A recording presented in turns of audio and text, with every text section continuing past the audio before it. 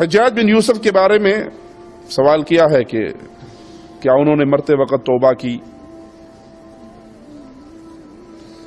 یہ انتہائی ظالم حکمران تھا اور ظلم کی اس کی عجیب عجیب کہانیاں ہیں۔ سیدہ اسماء رضی اللہ تعالی عنہا کے بیٹے کو اس نے شہید کیا۔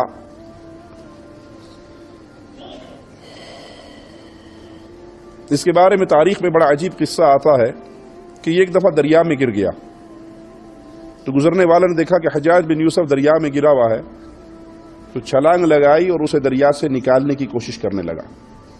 پاس سے کوئی گزر رہا تھا جو اس کے ظلم سے تنگ آیا بڑا، وہ کہنے لگا مرنے دے، جان چھوٹے گی، مسلمانوں کی نجات ہو جائے گی۔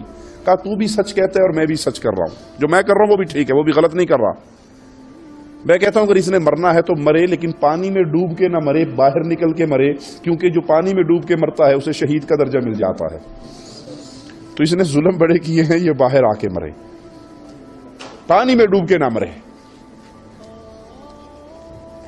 مرتے وقت تاریخ کے ہی اوراق ہیں اور تاریخ کی ہی باتیں ہیں، کہا جاتا ہے کہ اس نے مرتے وقت کسی پوچھنے والے نے پوچھا کہ تیرا اپنے بارے میں کیا گمان ہے، تو اس نے کہا کہ میرے گناہ تو بہت زیادہ ہیں لیکن میں اللہ کی رحمت سے نا امید نہیں ہوں۔